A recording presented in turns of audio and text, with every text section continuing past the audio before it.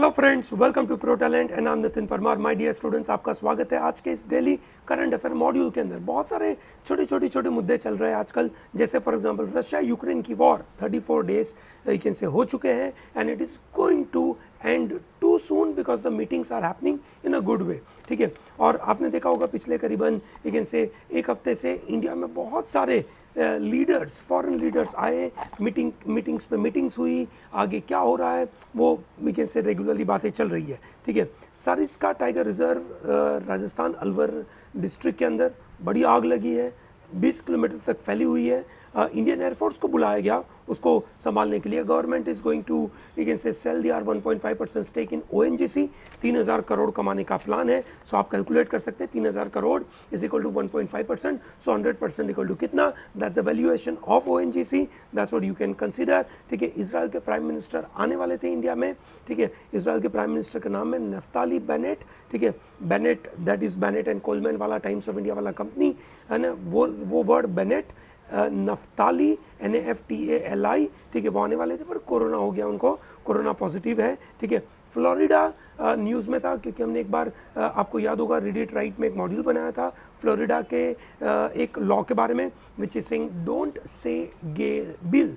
ठीक है, so that is school education के अंदर बच्चों को जेंडर आइडेंटिटी के बारे में पहले से नहीं सिखाना है। That is what the demand by the people. The law पास हो गया और वो लॉ पास को गवर्नर ने साइन कर दिया है। ठीक है, एक Singapore based e commerce company Shopee करके था, है ना, शॉपी इंडिया में 6 महीने काम किया और उन्होंने यू कैन से अपना बिजनेस वाइंड अप कर दिया, which has created lot of trouble to lot of other you can say sellers, क्योंकि ज़्यादातर ये ई कॉमर्स प्लेटफॉर्म के ऊपर इंडियन लोकल MSME वाले लोग काम करते हैं। ठीक है, चलिए, so this was the lot of news. We come back to the main important news, that is Supreme Court के अंदर एक प्ली दाखिल करी गई थी और उस प्ली के दौरान यूनियन गवर्नमेंट सेज कि भैया new any state government can grant minority status, ठीक है, to any religion and linguistic. ठीक है, एनी लैंग्वेज बेस या रिलीजन बेस के ऊपर अगर माइनॉरिटी देनी है तो दे सकते हैं। दोस्तों, इंडिया के संविधान में article number 29 and 30 talks about rights to minorities. They are very important rights. ठीक है, तो दोस्तों हम उसके बारे में 2 मिनट में बात करते हैं। सबसे पहले समझते हैं कि ये जो प्ली था, ठीक है, वो प्ली का मकसद क्या था। ठीक है, प्ली का मकसद ये था दैट देयर आर हिंदूज, ठीक है, जो पूरे देश में मेजोरिटी में है, बट फ्यू स्टेट्स और फ्यू यूनियन टेरिटरीज में they are in minority. Lakshadweep और जम्मू कश्मीर में this are the 2 union territories, वहां पे Hindus are in minorities. Okay, while Nagaland, Meghalaya, Arunachal Pradesh, ठीक है, मणिपुर और पंजाब, ये हो गए आपके स्टेट्स जहां पे हिंदूज माइनॉरिटी में है। ठीक है, तो प्ली इसीलिए यू कैन से डिमांड कर रहा था that they have to define as a minority और उनको प्रोटेक्शन मिलना चाहिए। दोस्तों, ठीक है, ये पता होना चाहिए दैट आर्टिकल नंबर 29 और 30 talks about minority, but minority को डिफाइन नहीं किया है। ठीक है, सो कॉन्स्टिट्यूशन में कहीं पे भी माइनॉरिटी को डिफाइन नहीं किया है, बट ये बोला है आर्टिकल नंबर 29 बोलता है, वर्ड पे ध्यान दीजिएगा। ठीक है, क्या बोलता है article number 29? Any sections of citizens residing in any part of India having a distinct language, script or culture shall have right to conserve it. So it is referring to any city, any section of citizens. So this is not defining minority. ठीक है, कोई भी ऐसा group of citizens उनको लगता है कि उनकी लैंग्वेज या उनकी स्क्रिप्ट, उनके कल्चर को यू कैन से प्रोटेक्ट करना है, कंजर्व करना है, उनके पास वो अधिकार होगा। That is article number 29। Article number 30 बोलता है all minorities shall have right to establish and administer educational institutions of their choice. ठीक है, सो यहाँ से माइनॉरिटी डिफाइन तो नहीं किया गया है, पर भारत में ऑन एन एवरेज 2 तरीके की माइनॉरिटी एक्सेप्टेबल होती है। वन इज लिंग्विस्टिक बेसिस के ऊपर minority. For example, let's say someone is in let's say Maharashtra, so वहां पे Gujarati language will be in a minority. Okay, someone is in let's say Andhra Pradesh, ठीक है, वहां पे Hindi will be in a minority. Okay, similarly you can say Telugu will be in minority in Uttar Pradesh. ठीक है। इस तरीके से लैंग्वेज बेसिस के ऊपर माइनॉरिटी होती है और रिलीजियन बेस्ड माइनॉरिटी है। सो रिलीजियन बेस्ड माइनॉरिटी जैसे इंडिया में Sikh, Parsis, Jain, Buddhist, Muslims and Christians, they are in minority in majority of the states. ये सनो जैन धर्म को अलग से माइनॉरिटी नहीं माना जाता था। It was later in some around 2017 Jain you can say religion was termed as a minority religion. दोस्तों ये माइनॉरिटी के बारे में जो प्ली चल रहा है कि हिंदू माइनॉरिटी के बारे में बात चल रही है और उसके सामने उनके जो अधिकार हैं उन अधिकारों को हम वायलेट करते रहते हैं। जैसे for example we talk about Karnataka. Karnataka के अंदर एक मजेदार सा केस आया। केस है कुथमा शेख करके एक लेडी है। शी राइट्स ऑन व्हाट्सएप, ठीक है, she writes on WhatsApp about maintaining peace and harmony on a particular day. ठीक है, कौन सा डे है? 23 मार्च। 23 मार्च को, ठीक है, वो लिखती है कि भैया मैं चाहती हूँ कि there is a sort of you can say peace prevails to everyone. Why 23 March? 23 March is Pakistan Republic Day. उस दिन वो ऐसा लिखती है व्हाट्सएप के ऊपर, पुलिस आके उनको पकड़ जाती है, उसी दिन उनको बेल मिल जाती है। हाउएवर पुलिस क्यों पकड़ती है उनको? पुलिस इसलिए पकड़ती है क्योंकि उन्होंने व्हाट्सएप पे जो लिखा वो कम्युनल हार्मनी, ठीक है, को डिस्टर्ब कर सकता है। ठीक है, क्यों कम्युनल हार्मनी को डिस्टर्ब कर सकता है? कम्युनल एनमिटी पैदा कर सकता है, हेट्रेड पैदा कर सकता है, क्योंकि वो पाकिस्तान के रिपब्लिक डे के दिन लोगों को विश कर रही है। This is not, this is really funny. अगर आप सेडिशन लगाना चाहते हो उनके खिलाफ, हम श्योर सबको पता होगा आईपीसी धारा 124 124A के मुताबिक हम बोलते हैं कि there is a sedition charge. Sedition मतलब राजद्रोह पैदा करना, राजद्वेष पैदा करना, लोगों के मन में देश के खिलाफ कटु भावना पैदा करना, वो उनके ऊपर आरोप लगाने की अगर कोशिश है तो सुप्रीम कोर्ट का जजमेंट ये बोलता है कि भैया अगर किसी ने कोई ऐसी चीज बोली जो सेडिशियस लगती है, so one of the very important you can say measurement, one of the very important ingredient needed to prove that it is seditious or not, the ingredient is that statement, that speech should result in violence. यहाँ पे कोई violence हुआ नहीं, उन्होंने प्यार से पाकिस्तान के Republic day के दिन सेलिब्रेट कर दिया। So that is you can से रियली नॉट फेयर। पर यही माइनॉरिटीज के बारे में बात है। सुप्रीम कोर्ट के खिलाफ सुप्रीम कोर्ट में प्ली में सरकार ने बोला कि स्टेट कैन डिसाइड। ठीक है, अब माइनॉरिटीज के खिलाफ गलत चीजें चल रही है, उनके आर्टिकल में 29 और 30 को यू कैन से अच्छी तरीके से बेनिफिट मिल नहीं पा रहा है। दोस्तों ये जो भी पॉलिटिकल मुद्दा हो, आपको करंट अफेयर की चीजें याद रखनी है। आर्टिकल नंबर 29, 30 याद रखना है, इसलिए मैं रिपीट कर रहा हूं। सेक्शन 124A मैंने बताया, ठीक है, in the case of Kuthma Sheikh case, so that you can connect it, though you may not remember Kuthma Sheikh case, but however you must remember section 124A of IPC, which is about sedition, article number 29, 30 और minorities India में कौन कौन सी basis के ऊपर होती है, ये आपको पता होना चाहिए।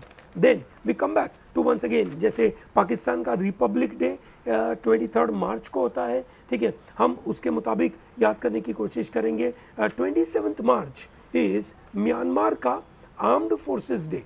ठीक है, अब वो न्यूज में क्यों था? 2 मिनट रुक जाते हैं, पहले समझते हैं कि म्यांमार का आर्म्ड फोर्सेस डे क्यों मनाया जाता है। 1945 में जब world war we can say 2 का सिनारियो खत्म होने की कगार पे था, तो जापान का बहुत सारे एरिया में इन्फ्लुएंस था, ठीक है, including Myanmar, including Andaman Nicobar, ठीक है, ओके, तो उन जगहों पे इन्फ्लुएंस था। ब्रिटिशर ने अंडमान निकोबार से जापानीज को हटा दिया।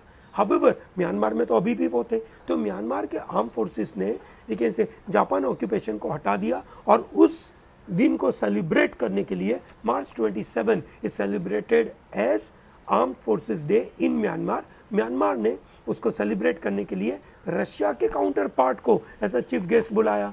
सो म्यांमार में चीफ गेस्ट कौन पहुंचा? रशिया। अब आप समझ सकते हैं कैसी मजेदार सी दुनिया चल रही है। रशिया यूक्रेन वॉर, और Russia needs lot of support from many countries and they are not getting lot of you can say support from many countries, and Myanmar from day one is approving Russia's actions. ठीक है, क्यों? क्योंकि Myanmar में military Janata, JUNTA, Janata, okay, Janata refers to the military, you can say government, okay, Janata refers to military government. So military Janata, you can say, is approving Russia's actions in Ukraine. ठीक है, पहले दिन से, because they are also doing the same thing in their own country. ठीक है, नवंबर 2020 में जब election हुआ है ना, ध्यान से सुनिएगा, नवंबर 2020 में इलेक्शन हुआ, ठीक है, जहां पे आंग सान सुई ची बड़े लेकिन से नंबर से जीती, तो मिलिट्री जनता को लगा कि उन्होंने फ्रॉड किए हैं, उन्होंने पूरे इलेक्शन को रिग कर दिया है, और इसकी वजह से ऑन 1 फरवरी 2021 उन्होंने आंग सान सुई ची को कैप्चर कर लिया, जेल में डाल दिया, और लेकिन से वहां पे इमरजेंसी लगा दी, मिलिट्री रूल लगा दिया. That is what all started on February 1, 2021. We are sitting in this March 2022. Still वहाँ पे डेमोक्रेसी एस्टेब्लिश्ड हुई नहीं है, और मिलिट्री जनता अभी भी से वहाँ पे रूल कर रही है.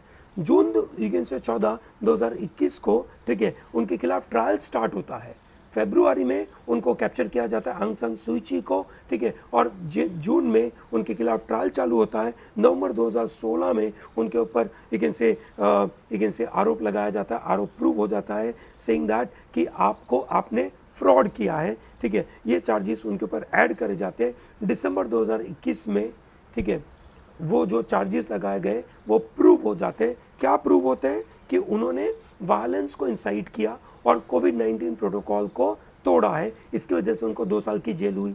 दिस हैपेंड इन दिसंबर 2021.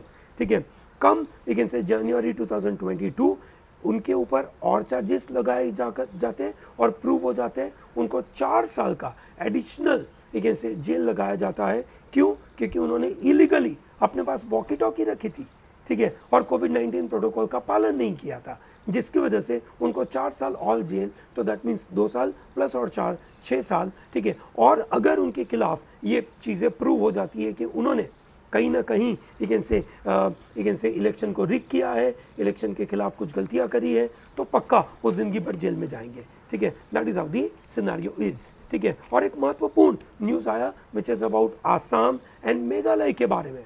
आसाम और मेघालय के बीच में कहीं लेकिन से काफी सालों से, 50 सालों से लेकिन से लड़ाई का सिनेरियो था ऑन अ बाउंड्री मैटर. आपको याद होगा लेकिन से somewhere in 1972 Meghalaya was carved out of Assam as a separate state. 1972, ठीक है, Meghalaya was carved out as a separate state. ठीक है, और तब से लेकिन से आसाम और मेघालय के बीच में ये थोड़ा सा डिस्प्यूट है लैंड बॉर्डर का, which is approximately 36 square kilometre का लेकिन से डिस्प्यूटेड एरिया है. टोटल 12 लोकेशन पर डिस्प्यूट है, उनमें से 6 लोकेशन का इन्होंने अग्रीमेंट कर चुके हैं. ठीक है, आसाम के CM that is Hemant Kumar लेकिन से बिश्वा, वाइल मेघालय के सीएम कॉन्रेड संगमा, उन दोनों ने अग्रीमेंट करा. ठीक है, टोटल आसाम और मेघालय के बीच में 884.9 किलोमीटर लॉन्ग बॉर्डर है. उनमें से 12 जगहों पे डिस्प्यूट है, उनमें से 6 जगह पे इनका अग्रीमेंट हो चुका है. ठीक है, एंड देयर बाई दोनों को, जब अग्रीमेंट हुआ तो जो एरिया होगा दैट इज 36.79 स्क्वायर किलोमीटर, उनमें से कुछ पार्ट आसाम के पास जाएगा, कुछ पार्ट मेघालय के पास जाएगा. सो आसाम के पास पहुंचा 18.52 which is approximately 50% area went in the end of Assam, while rest of the 50% went in the end of Meghalaya. ठीक है, तो ये काफी पुराना लेकिन से डिस्प्यूट था, वो डिस्प्यूट का सॉर्ट आउट हो चुका है. ठीक है, I hope it is very clear to everyone. दोस्तों, अगर आपको ये डेली करंट अफेयर के मॉड्यूल पसंद आते हैं तो हमारी चैनल को सब्सक्राइब करना भूलिएगा मत. हमारी चैनल में मेंबरशिप अवेलेबल है, और ये मेंबरशिप हमारी ये जो डेली करंट अफेयर के मॉड्यूल है वो कुछ समय के बाद मेंबरशिप में शिफ्ट होंगे. So make sure that you join our membership so that you get continuous supply of this daily current affair. Okay, great. Thank you very much for watching this. Don't miss out to like this video and share this channel widely to large number of people. Okay, have a great day and good day.